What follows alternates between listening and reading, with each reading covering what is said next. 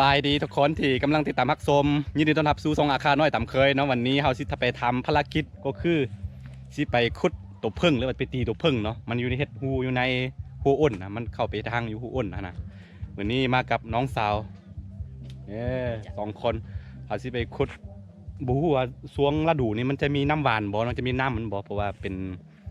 ท้ายเดือนมกราแล้วเนาะน่าจะบ่มีแต่ว่าเฮาสิลองไปขุดเบิ่งเห็นไว้แต่มือเขาไปคดอ้นเนาะนี่แหละหลังบ้านคือกันหาอาหารง่ายๆการใช้ชีวิตอยู่บนนอกนี่เสียเบิงนี่คือบ้านเนาะอันนี้คือน้องสาวเฮลโล ไปเดินไปทางนี้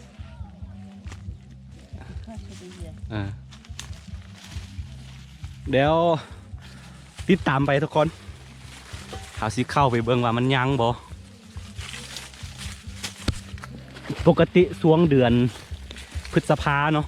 เดือน5จะมีน้ำหวานหลายเพิ่งเป็นพึ่งพงปกติมันจะอยู่ในต้นไม้แต่ว่าตัวนี้แปลกคือกันมันเข้าไปเห็ดหางใส่โพอุ่นนะโพอุ่นตัวเก่านะ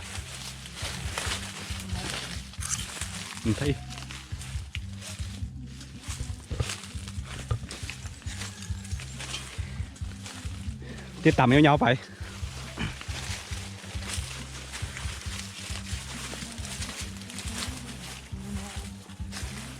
คือได้ยินเสียงตู้เนาะเสียงลำโพงเพราะว่าอยู่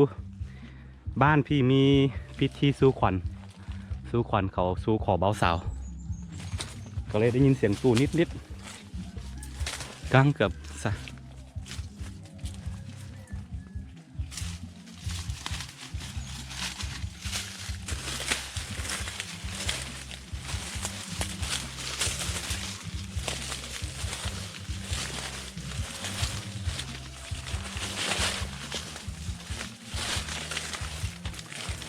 นี่แหละบอลโคตรอ้นมือนั้นเนาะคันผู้ใดได้ติดตามคลิปที่พันไปเนาะจะพูดบอลนี่แหละที่เขามาโคตรอ้นครับพี่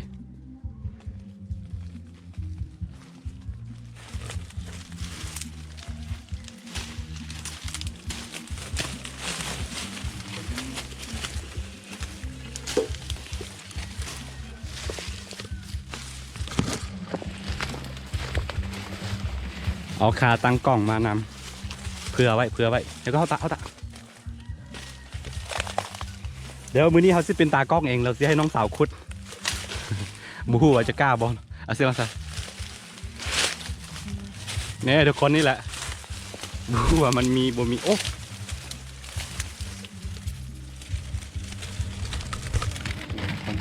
เห็นไหม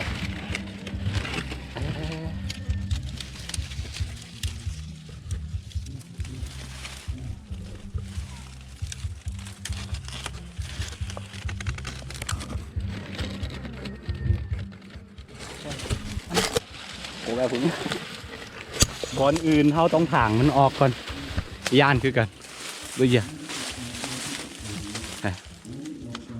ไม่ใช่นะดูเยอะคือมือนี้ที่ว่าภาษาคาเด้อที่ว่าภาษาคาแล้วก็ภาษาเราปนกันไป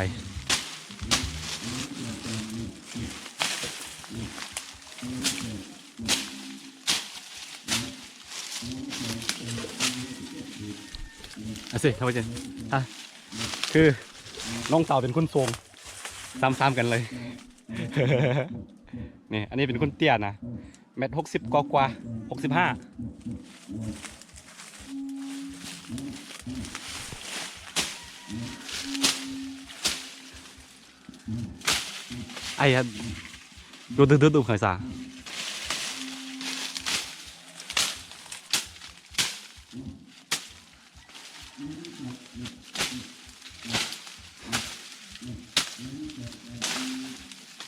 ดีแท้ก็จะไปคุดหรือว่าจะไปเอาตอนแรงหรือว่าตอนเขาเช้าเนาะกันเอาพึ่งแต่ว่านี่พอดีเขาอยากถ่ายคลิปไว้บได้ลงคลิปคือวันที่ทำวันนี้คือวันที่10วันที่20วันที่20เดือนมกราท้ายตอนนี้แล้วตอนกลับไปบ้านจะไปตัดต่อแล้วจะลงคืนนี้เนาะโอเคก็แบบนี้ได้แบบนี้จ้ะยากagak ada ya Makukulanya. Tanya banyak นั่นตัวมามาบอกว่าคือผมว่าคือเขาย่านเนาะเขาย่านนั่นเนี่ยเสียว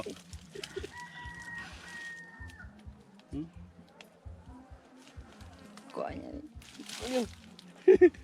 웃어요. 불구가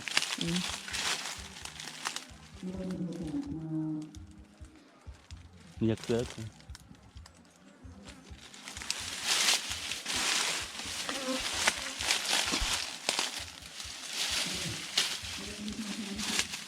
mặc vậy á.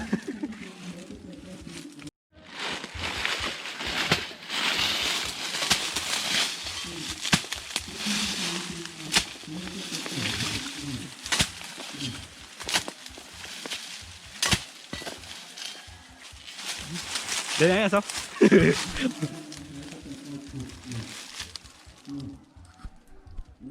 Nó tìm ở mà đi.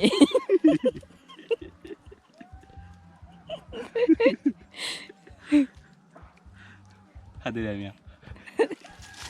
Thì có là. Dạ.คือมันดุเนาะโมกล้าเอาคือกันแต่ว่าเขาสิกอกไฟพยายามสิขุดมันเป็นตอนเที่ยงแล้วก็เลยมันดุ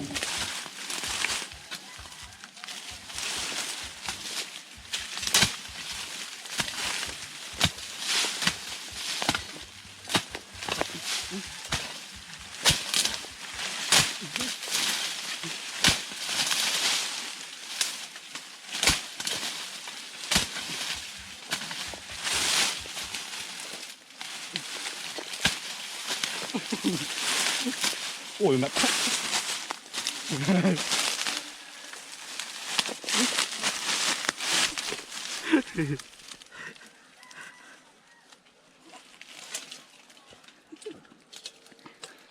สุดท้ายแล้วเขาจะเอาใส่ในนี้คือตอนนี้ผม อยู่ป่าอเมซอนรู้สึกว่ามันดุใช่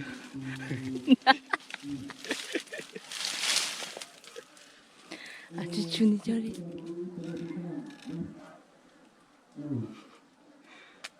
너희나 발라지. 뭐냐. รู้สึกว่าจะได้เป็นตากล้องเองซะแล้วโอ้นั่นไงแม่สาวน้อยล้อเลียนมีเยอะมีเหมือนกันเลยเห็นแต่วิธีสิเอามันเห็นได้ไหม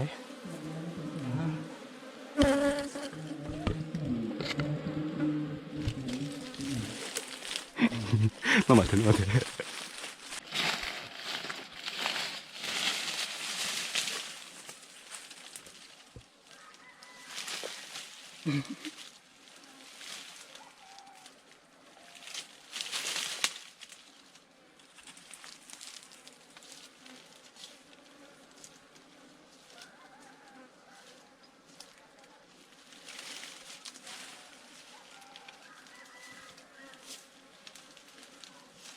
โอ้มีลายคือกันบูว่ามันมีน้ำบอกจะว่าเห็นเนาะเป็นเพียง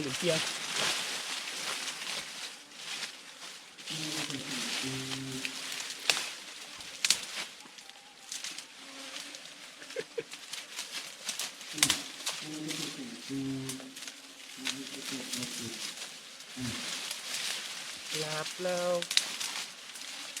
ค่ะ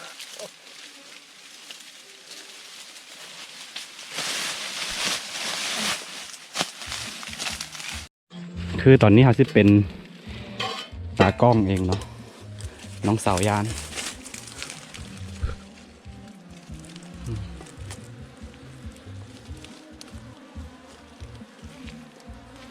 ย่านคือกันโอ้บ่มีน้ำหวานมันโบราณ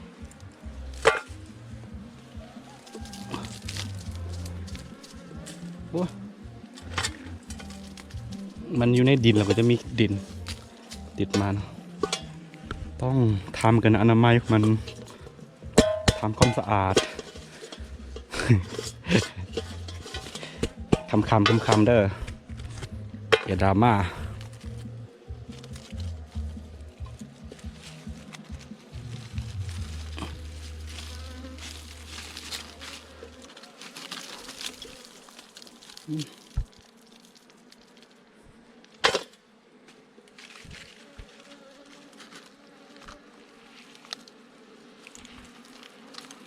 เพิ่งอะไรวะ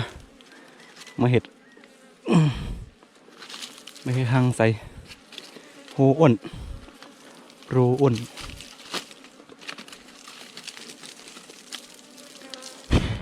จะมีแต่ลูกมันเนาะน้ำหวานมันไม่ค่อยหลายแบบไหนมีคือกันแต่ว่าน้อยอันไหน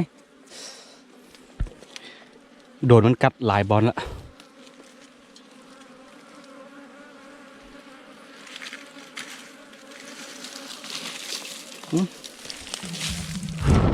lasso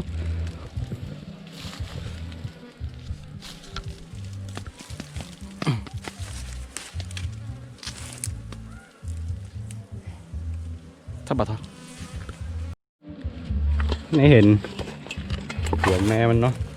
ลายเติบเป็นไงอายุเขาต้องเขาโอ้ยบุมีโอกาสว่าต้องหาทางออกจากนี่ไปไวๆให้ซะรู้สึกว่าน้ำมันไม่ค่อยเยอะ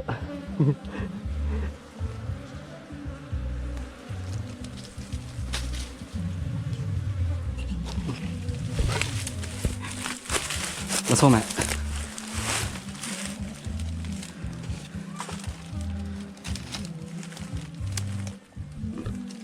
เจอก็กินมา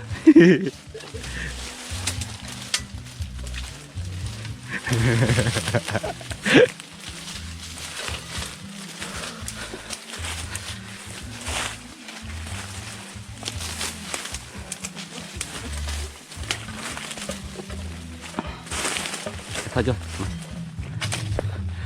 คือตอนนี้พวกเราก็ออกจากป่าอเมซอนมาแล้ว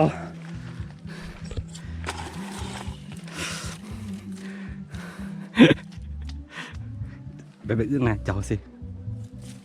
ไปมาเอาบุตรให้ข้างหลังบุตรโน้ตมีโอเคตอนนี้ซิมมันก่อนเอาน้องสาวซิมก่อน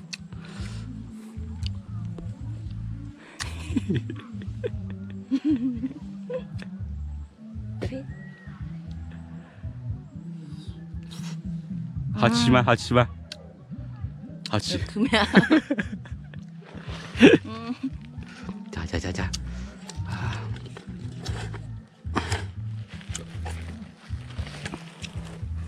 เนี่ยทุกคนตอนนี้เราไปกันชิม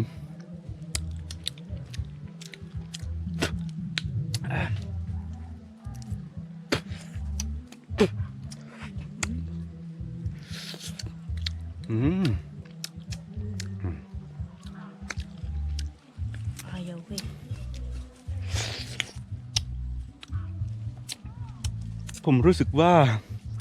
มันเหมือนน้ำผึ้ง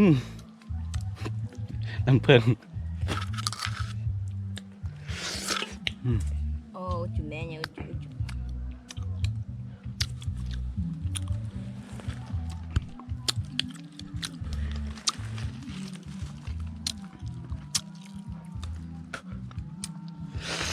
Akate dure no hisabe gitu kan.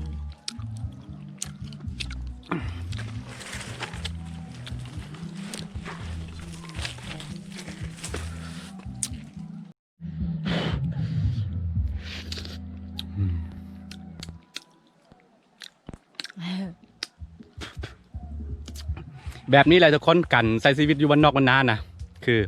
ขันเขาบ่หาบ่ได้กินและกินเป็นอย่างก็ต้องหาเองเนาะอยู่ในเมืองมันจะตัง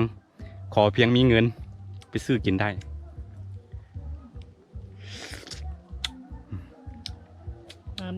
em là lại mới khởi sự người nghĩa này. Trời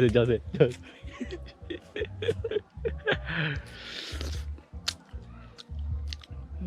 มันล้วนเลย เนื้อละเนื้อจุดๆละละเนื้อจุดๆละ หาจุดแล้ว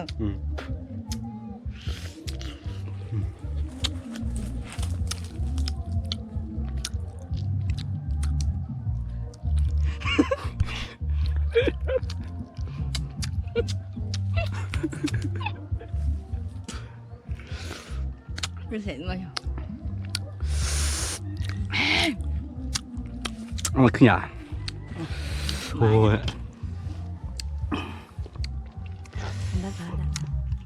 น้ำผึ้งเดือนมกราอร่อยเด้อแซ่บเหมือนกันแซ่บเหมือนกัน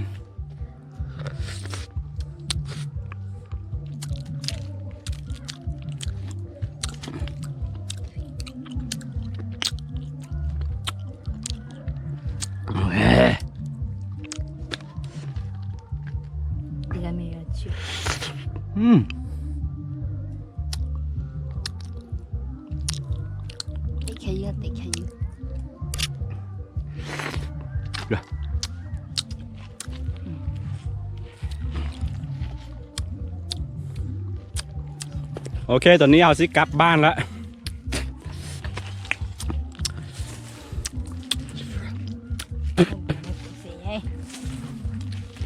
คลิปนี้ไทยแบบ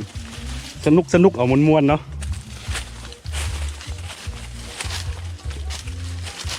คือต้องบอกเลยว่ากันอยู่มันนอกมันนาอยู่นี่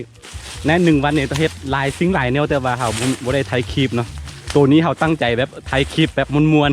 ๆปกติไปเฮ็ดนี่ยังก็เฮ็ดหลายแนวอยู่แต่ว่าบ่ได้ถ่ายคลิปไว้บ่ค่อยทันเนาะเพราะว่าอันนี้ก็บ่ได้เป็นอาชีพหลักของเขาเพียงแต่ถ่ายทอดวิถีชีวิตในอีกแบบหนึ่งที่ผู้คนในเมืองเขาบ่ค่อยได้เห็นเนาะให้ทุกคนได้เบิ่งโดยเฉพาะพี่น้องอาคาว่าจะอยู่เวียดนามหรือว่าจะอยู่พม่าจะอยู่ไทยเนาะหลายๆคนเขากำลังติดตามซองนี้อยู่แล้วก็หลายคนที่ไปทำงานอยู่ไต้หวันอิสราเอลแล้วก็เกาหลีใต้อาคายากุดยอนี่อาคาชิกัดคามาเดแต่คาเราหมอว่าการยังไม่สะดวกเดี๋ยวจะบอกพิกัดให้บ่อแก้วเนาะติดกับจังหวัดเชียงรายข้ามมาจากอำเภอเสียมของมาพี่ก็บ่ได้ไกลเท่าไหร่ประมาณ100 กว่ากิโลมาถึงบ้านเนาะ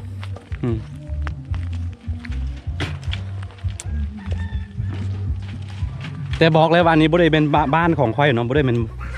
บ้านเกิดของค่อยเพิ่งย้ายมาเพิ่งกลับมาพ่อแม่เขาย้ายมาดนแล้วประมาณ4 ปีแต่ว่านี่หาก็กลับมาจากกันไปเลาะไปเที่ยวเมื่อ7-8 เดือนที่แล้วเนาะเขาเลยว่าบ่ค่อยลึงเคยกับผู้คนในหมู่บ้านนี่ยังไม่ทันรู้จักกันดีนะโอเคเฮ้ยเพื่อนสำหรับคลิปนี้ก็คือสิมีประมาณนี้เนาะกันพูดถ้าผู้ใดมักแล้วก็อย่าลืมกดไลค์กดติดตามซองอาคาน้อยเพื่อบ่พลาดบ่พลาดในการติดตามรับชมวิดีโอมาใหม่จากซองอาคาน้อยเนาะโอเคแล้วพบกันใหม่ในคลิปหน้า